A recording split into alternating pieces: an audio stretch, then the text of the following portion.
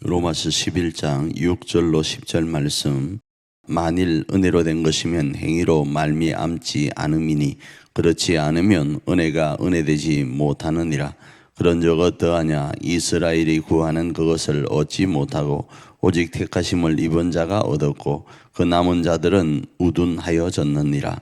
기록된 바 하나님이 오늘까지 그들에게 혼미한 심령과 보지 못할 눈과 듣지 못할 귀를 주셨다 함과 같으니라.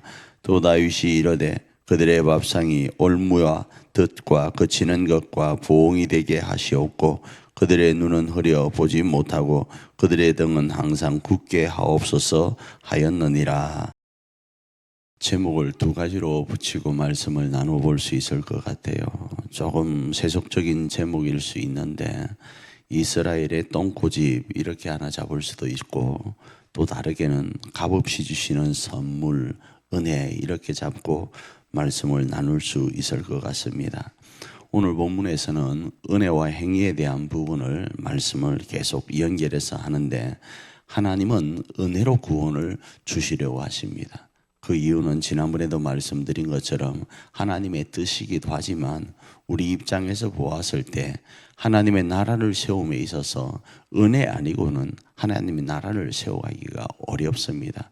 왜 그렇습니까? 하나님의 은혜를 통한 그 하나님의 나라는 공동체이기 때문에 두세 사람이 모여서 살아가는 하나님의 나라이기 때문에 그 속에는 내 것이 잘났다, 내가 크다, 내가 잘했다, 나는 힘이 세다, 나는 돈이 많다, 나는 이러이러하다를 자랑해서는 결코 공동체인 하나님의 나라를 세워갈 수가 없기 때문입니다. 또 다른 큰 이유들도 있지만 이 부분도 상당히 중요한 부분입니다. 그래서 하나님의 은혜를 통하여서 하나님은 구원을 이루어 가시는 겁니다. 그런데 이스라엘은 자꾸 행위만을 강조하는 겁니다. 이 행위, 그러니까 자신의 똥고집인 이 행위를 계속 강조하면서 하나님이 은혜를 통하여 구원을 주신다고 하는데도 이 행위를 가지고 자기들은 구원받으려고 하니까 하나님의 은혜와는 계속적으로 멀어져 가는 겁니다. 그래서 이 행위에 대한 부분 때문에 그 고집이 이들의 눈을 멀게 한 겁니다. 이들의 눈이 멀어지자 하나님의 은혜를 바라볼 수 없는 거예요. 그런데 실상 이 행위를 고집하는 그들의 면면을 바라보니까 자기 욕심인 거예요. 자기를 드러내고 싶어 하는 겁니다.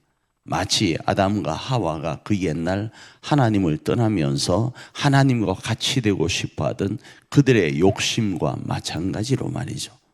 오늘 본문의 이스라엘이 그러하다 이겁니다. 그래서 그 그러함의 역사가 어떻게까지 나타나는가 하면 그 은혜를 받아 살아가는 사람들을 박해하고 그들을 위해하는 모습으로까지 나타나다 보니까 오늘 본문 속에서 다윗은 이런 어떤 예를 들어서 이야기를 하고 있는 겁니다.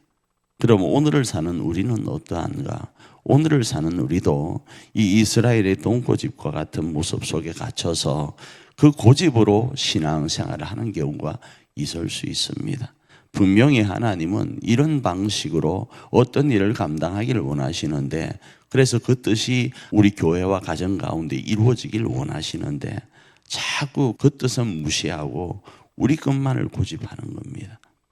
그리고 은혜에 있어서도 내가 구원을 받는 것이 내 행위로 말미암아 내 어떤 노력으로 말미암아 구원받으려고 하는 착각 가운데 있을 수 있습니다.